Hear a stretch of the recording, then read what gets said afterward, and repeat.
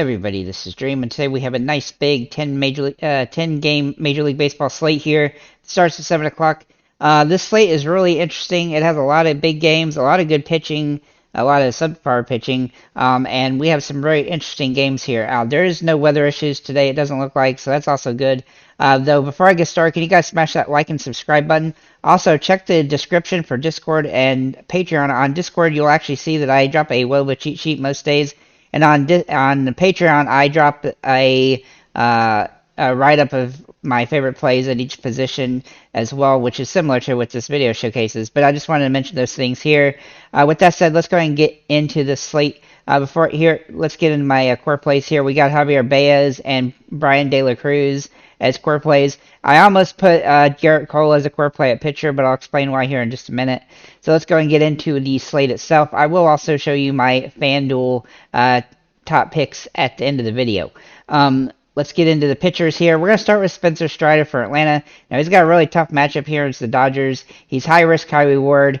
He is a P1 option, but his price is extremely high, and you really have to hope that he has this top-tier game today, where he has been really good this season, but he has some ups and downs. The strikeout rate is obviously the best on the slate, but I do expect the Dodgers to score a couple of earned runs at least in this one, but I could see him get 8 or 9 strikeouts as well. The risk here is that in the last 4 games, he's only had 1 that he's gone over 5 innings. So that is a little bit of a concern, especially at this price point. Garrett Cole was a near must play for me today. He definitely excuse me, I'm sorry. He definitely hasn't got the greatest matchup ever against Baltimore because they are a good hitting team. But his price has skyrocketed some. But he's got really good metrics here, and outside of the games against Tampa Bay, he's been absolutely solid in every single start. He's only had a couple bad games against Tampa Bay. He had 1 game with 16 fantasy points against Toronto and 1 for 17 against Cincinnati. But he has big time upside. His price is obviously high, but he's got a pretty good matchup, and nobody has a great matchup today really from the top tier pitchers. So I do think he's a top P1 option on the slate. Then we'll look at Sonny Gray from Minnesota, who's also pitching extremely well. He's priced pretty high, but he does have a good matchup here. His upside is over 30 fantasy points as well, which is he's one of just a couple guys that has that upside. His floor is lower than Cole's, but his ceiling is just as high. So I do think that he's also a good viable P1 option. Yu Darvish is kind of a contrarian play against Washington, which is an easier matchup. He doesn't have the upside that some of the other guys have, but he has been pretty good so far this season, despite the fact that he's giving up some earned runs. He does have a pretty decent strikeout rate, and he's definitely a guy that can end up on your the top lineup of the slate. Even in a slate like this that's dominated with really good pitching, there is a likelihood that he is going to have a decent game here, especially in a plus matchup. I will add that this slate will probably not be like yesterday's where there was just like a million home runs. I do think there's going to be a lot of home runs, but not as many as there was yesterday. Then we'll look at Eduardo Escobar for Detroit. Now, these are going to be my value plays here for pitcher. Now, he's got an interesting matchup here against Kansas City. He has a really good K rate and a nice matchup. KC does have a good lineup, so there is some risk here. But he does have 30 fantasy point upside. I will mention that I did like a lot of the metrics for Kansas City players in this matchup. So that does draw a concern, but he is a P2 option on the slate. Alex Cobb is also in play today against Minnesota. Now, he doesn't scream at me like he's a great play, but he does have good upside. He's had some fairly good games this year, and he does have a good matchup against Minnesota, who's one of the worst hitting teams in baseball. He still comes with some risk, but he's had 6 out of 9 games this season with solid outings, and this is definitely a situation where he can. Of course, Minnesota is capable of having good games as well. Then Drew Smyly for Chicago Cubs. He's got a very strange matchup here against the Mets. He's actually pitched fairly solid so far this season, and I do like his upside. And he's cheap, which is a little bit surprising that he's this cheap. But he definitely has he definitely has a solid K rate. He has been inconsistent, but he's viable due to his price. But he's pretty high risk in this matchup. And then we're going to get into our mega high-risk, high-reward option here, Yuri Perez from Miami, who's pitched 2 games, and he's pitched pretty solid in those 2 games with a good amount of strikeouts, despite only going 4.2 in 5 innings in those 2 games. I do think that his price makes him viable on the slate, though it is a Hail Mary high risk, high reward opportunity, considering the fact that he's in Colorado. Now, this is a he does have 20 fantasy point upside with the matchup, especially with Colorado not being a great hitting team, but obviously they are inflated when they're at home. Then we'll look at Brian Bello. Now, I didn't really expect to include him on the slate, but he is facing the Angels, and the Angels tend to have some ups and downs. But I do expect this to be somewhat of a tough game for him. But he's been over 5 strikeouts in every start but one, and he's had 4 straight games over 17 fantasy points. So he does draw some low-end utility here, but he is a Hail Mary approach for a pitcher if you just want to pay down so you can afford some expensive bats. Moving into their catchers, we're going to start with Elias Diaz from Colorado, who had a really good game yesterday. He's very good at home. He's had some really good games recently as well. He's hitting the ball extremely well, has home run potential, and he's got another great matchup here. A good matchup here. Not as good as yesterday's, but still a good one. Even though Perez is a decent pitcher, it is definitely possible. So far, it's definitely possible he gives up some home runs in this one, and Diaz would likely be one of the top options to do that. Then we're going to look at Jake Rogers for Detroit. He is a Hail Mary value option here. He has home run potential, but he's been robust. The metrics are off the charts for this matchup. Detroit looks really solid today. If he draws a start, he's definitely in play.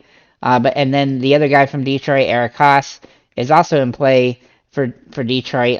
He has some really good utility here. He's hit the ball better than Rogers has, and they both have home run potential in this matchup against a very weak pitcher for Detroit. For Kansas City. And I do like a potential Detroit stack today. Another catcher you could utilize here if you really are desperate is whoever starts for Miami, whether it be Travis d'Arnaud or Sean Murphy. So do keep that in mind. Or sorry, for Atlanta, whichever one of those guys starts. So, all right. So first we're gonna get at our first baseman here. We'll start with Matt Olson, who has great metrics here. He is $5,300. I will mention that he's got some really good metrics for this game. I like his upside, but he definitely hasn't hit the ball particularly great this season outside of the home runs.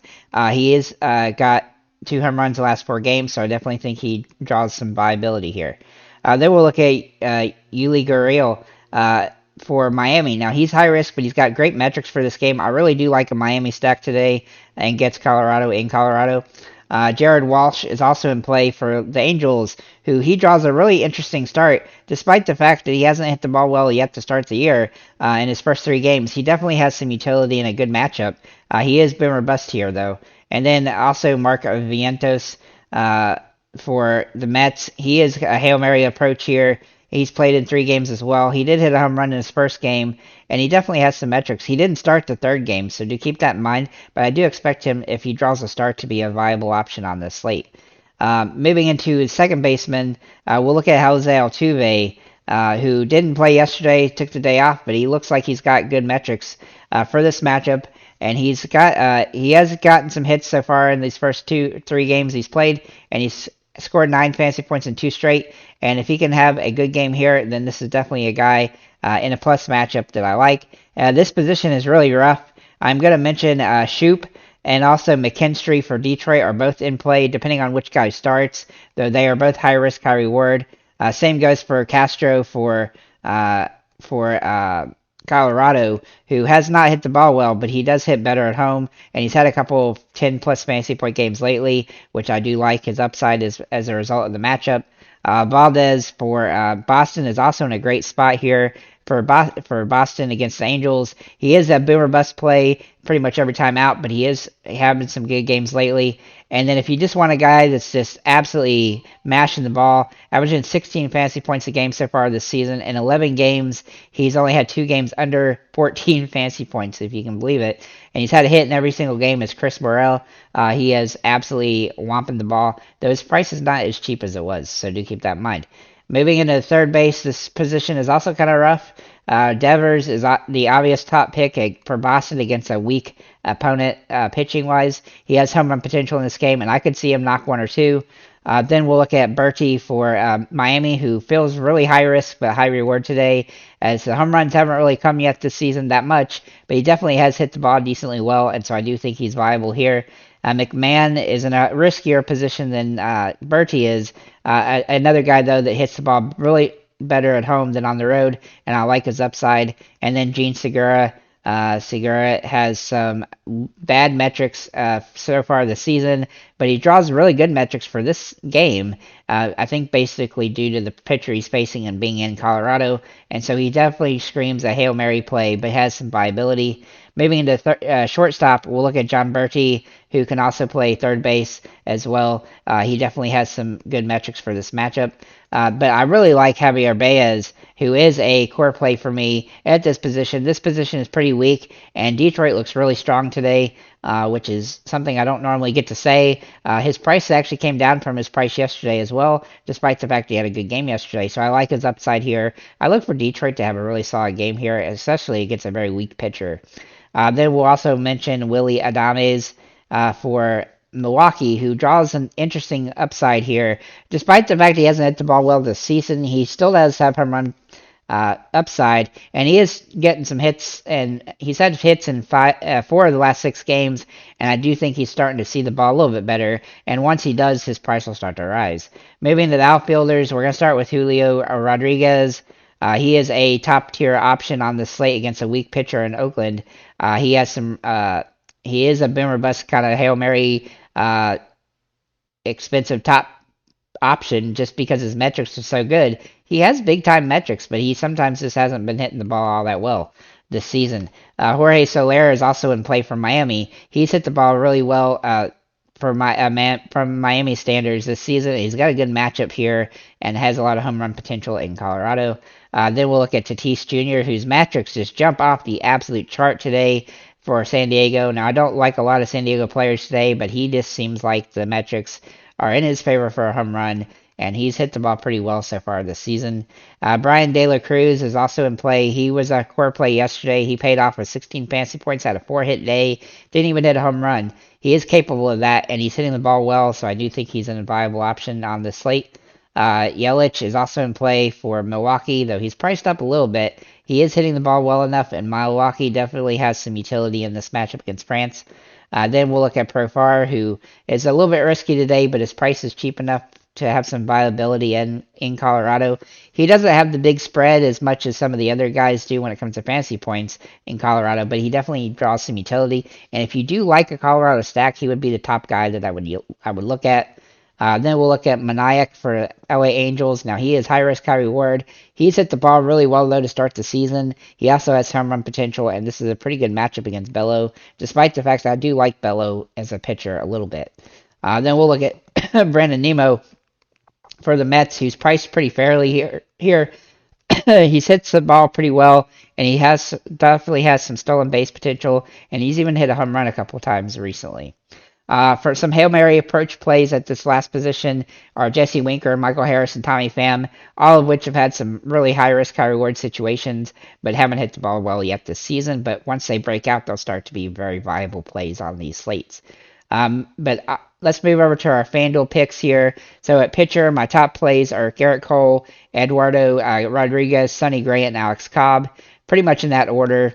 Then we're going to look at the catchers and first baseman. Jake Rogers, Matt Olson are your top end plays, with Gurriel and Garrett Cooper as kind of mid-road options, depending on how you want to pay for players.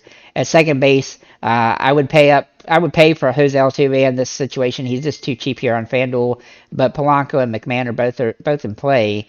As for third base, Rafael Devers is the obvious choice, with Valdez being in play, but Manny Machado is cheap enough to be viable as well. At shortstop, Tatis Jr. is expensive but viable. Livian Soto is a Hail Mary play, and Javier Baez is a great option at this position. In the outfield, you could also fit in Tatis and then Mike Trout. They both are high-end plays. Britton Doyle has some very high-risk, high-reward home run potential, and then Jordan Alvarez has got really good metrics despite being extremely high-priced.